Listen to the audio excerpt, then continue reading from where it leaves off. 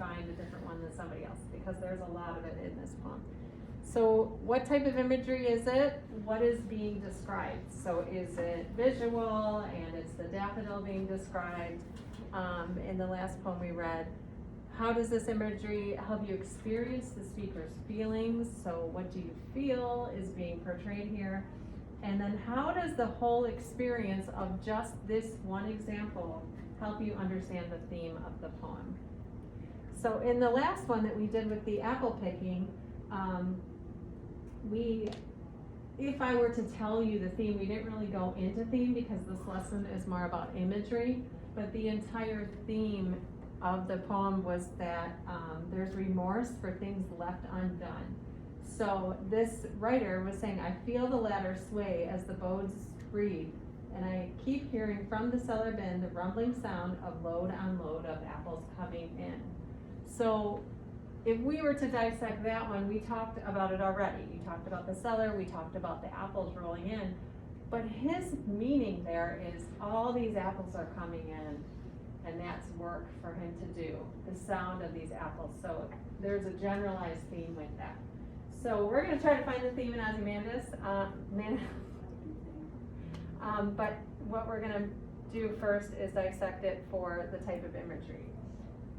So can anyone just in the first few lines find an example of imagery?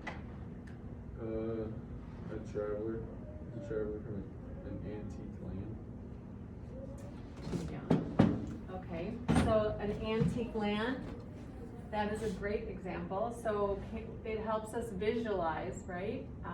So that's our visual sense of imagery. Visualize an antique land. So on here, the type of imagery, it would be visual. And what is being described? We're describing the land, but we're describing it as antique. So how does this imagery help you experience his feelings? So what is his feeling about that land?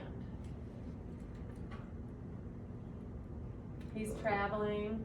So he's not traveling on an airplane. He's traveling on this, go ahead. I think it's like awesome, I guess, to read it. Yeah, exactly.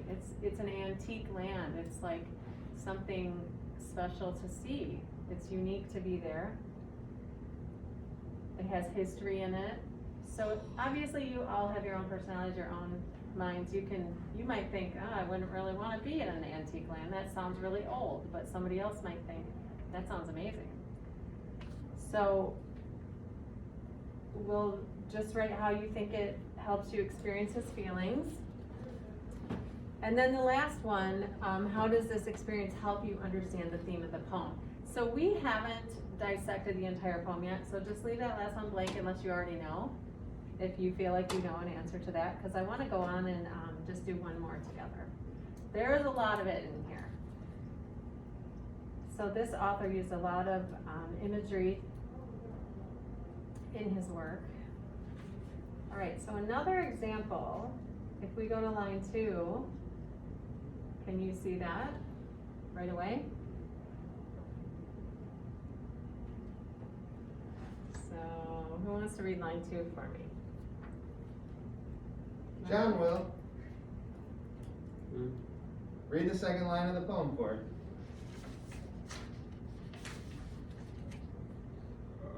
Who said